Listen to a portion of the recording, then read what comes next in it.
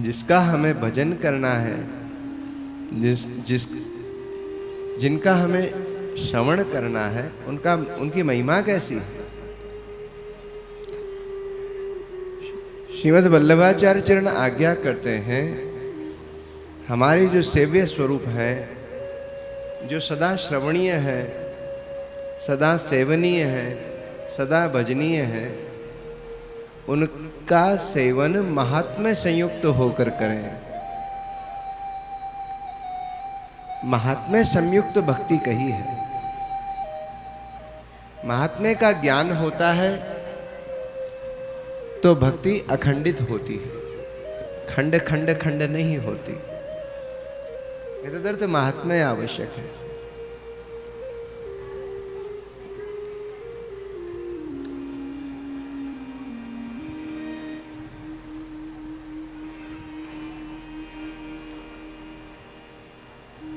महात्म्य के प्रथम श्लोक का श्री सूजी महाराज उच्चारण कर। सच्चिदानंद रूपाय विश्वोत्पत्त्यादि हेतवे तापत्रय विनाशाय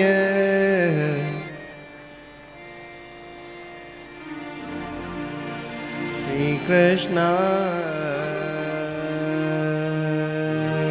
वयं नमः। किनको नमस्कार किया है? जो सदरूप हैं, चिद्रूप हैं, आनंद रूप हैं। सद माने जो सदा रहता है, वर्तमान में, भूत में, भविष्य में, जिसका अस्तित्व सदा विद्यमान है, उन प्रभु को नमस्कार है। चिद्रूप चैतन्य, जिनके बल से संसारिक बलवती होते हैं, हम सब क्रियाशील होते हैं। हमारे भीतर चैतन्यता जिनके कारण भरी है, उन भगवान को नमस्कार। सदरूप चिद्रूप स्वयं चैतन्य है, किसी से प्रकाश लेने की आवश्यकता नहीं, स्वयं प्रकाशवंत है। बड़ी सुंदर लीला है श्री ठाकुर जी की, जो हम अक्सर कहा करते हैं। गोपियां जब श्री यशोदा जी के पास उल्हाना लेकर के जाती हैं, मैया ये तो तुम्हारा लाला है, ये हमारे माटन को फोड़ जावे, हमारे माखन को चुराए के खाए जावे और दूध दही ढुरकाए जावे, जो खाद्य योग नहीं रहे सब बिखर जावे। हम कहा करें? मैया कहती है ऐसे स्थान पर रखा करो जहां बालक को हाथ नहीं पहुंचे, छुपा के रखो, अंधेरा कर दिया करो, दिखे ही नहीं इसको। तो गोपी पता है क्या कहती है?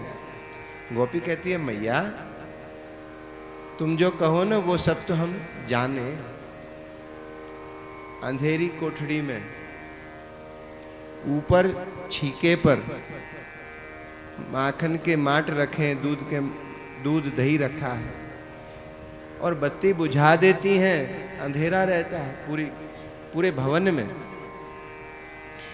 किंतु बड़ो दिव्य और बड़ो घोर आश्चर्य कि जब तेरो लाला मंदिर में धसत है, भवन में प्रवेश करत है, सोई या के श्री विग्रह से ऐसो नीलमणि सो चमचम प्रकाश है जाए कि खुद के ही प्रकाश में स्वयं ही चोरी करके भाग जाए।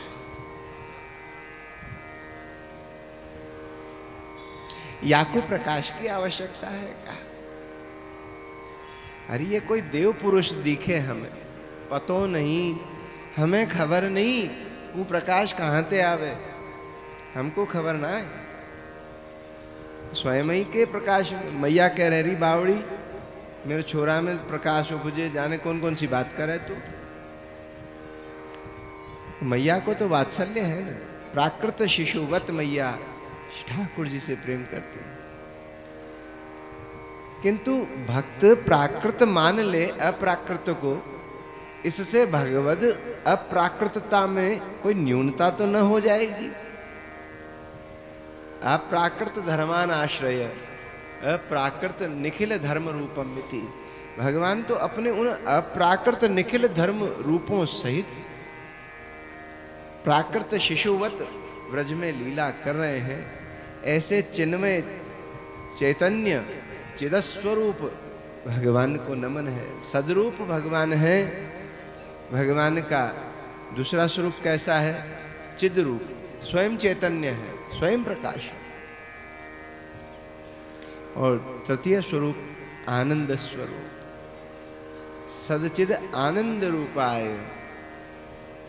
जिनको श्रवण करने से, जिनको स्पर्श करने से, जिनका दर्शन करने से, जिनका स्मरण करने से किसी भी प्रकार से हठात बलात् छींक भी आ जाए तो भगवान नाम ले लो, आनंद की अनुभूति होए।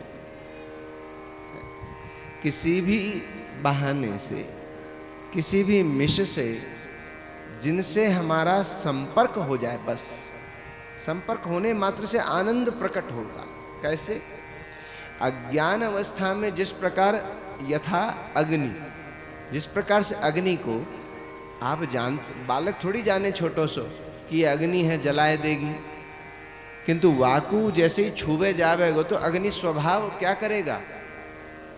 उसके हस्त को पजराए देगो, जलाए देगो। ज्ञान रूप में आप उसका स्पर्श करो तो भी ताप प्राप्त होगा, अज्ञान दशा में भी ताप प्राप्त होगा।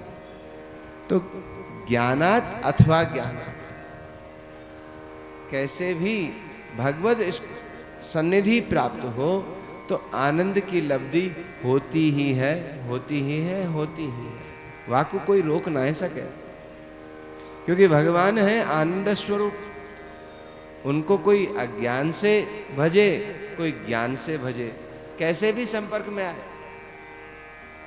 आप कथा में सुनेंगे, शिशुपाल तो गारी देता था, गोपियां तो गुलचा मारती थी, है? भगवान उनको आनंद प्रदान कर रहे हैं। पूतना जहर पिलाने को आई, भगवान ने उसको वात्सल्य का आनंद दिया, गति भी बड़ी सुंदर। कहने का भाव यही है, किसी भी भाव से, भाव कुभाव अनख आलस हूं, भाव कुभाव अनख आलस हूं, नाम जपत मंगल देसे दस हूं। जिनके स्मरण मात्र से चहुं दिशाओं में, 10 दिशाएं कहाँ ही हैं? पूर्व पश्चिम आदि 4 दिशाएं, चारों कोने, है ना? आग्नेय आदि, ईशान कोण आदि, नैऋत्य कोण आदि, और आकाश और पाताल। जिनके स्मरण मात्र से सभी सर्वत्र मंगलाति मंगल हो, वो भगवान है, आनंद को प्रदान करने वाले हैं। जिनका जैसा स्वरूप है वो उसी का दान करते हैं। जाके पास, सरल शब्दों में कहें तो जाके पास जो वस्तु होवे ना वो वही को दान करें। हमारे सरकार आनंद स्वरूप है, रस स्वरूप है, वो रसई को दान करें। वो रसगुल्ला है, कहीं से ही दबाओगे रसई प्रकट हो गो। रसगुल्ला कहीं से, वो अजी रसगुल्ला में वो रस जो बाहर से प्रवेश कियो गयो है, वहां में तो बाहर से, ये तो रस है ही रूप रस का। वहां में छेना है, रस निकाल दो, केवल छेना बचे तो हो सके फीको है जाए, हो सके, वैसे होवे नहीं है।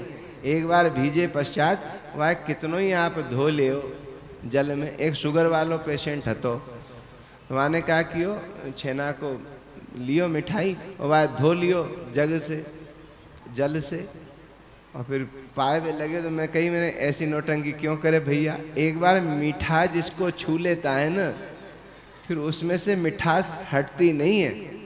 इसी प्रकार हमारे श्री ठाकुर जी के रस से एक बार जो भीज जाए, एक बार, नंद को पूत सपूत भूत सो चढ़ गए होरी में, एक बार जो आ जाए इनके संपर्क में, उसके बाद लाख यत्न करो मेरी माई।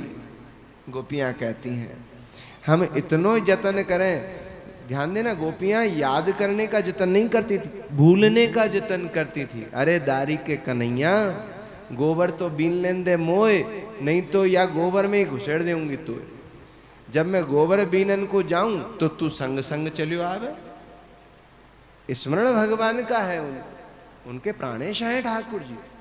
तो प्रत्येक क्रिया में उनको सायुज्य भगवान का सानिध्य उनको प्रकट है, प्रत्यक्ष है। अरे दारी के कन्हैया, दारी के बड़ी सुंदर गारी है। अरे दारी के कन्हैया, जल तो भरलन दे मोए, नहीं तो जमुना जी में, हाँ, जमुना कर दूंगी तुम्हारी। मैं जल भरन को जाऊं तो तू संग संग आवे, मैं गोबर सकलन जाऊं तू संग संग आवे, मैं दधी बेचन जाऊं तू संग संग चले, मैं दही बेचबो तो भूल जाऊं, और मैं कहवे लग जाऊं ले लोरी कोई श्याम सलोना, ऐसी मेरी मति हो जाए। तो ये आश्चर्य नहीं है, ये भगवान का स्वरूप ही ऐसा है, श्री जी का स्वरूप ही ऐसा है। एक बार उनकी दृष्टि में जीव आ जाए, फिर वो कहीं संसार में घूमे, भगवान उसका हाथ नहीं छोड़ते, हाथ नहीं। ऐसे आनंद स्वरूप है।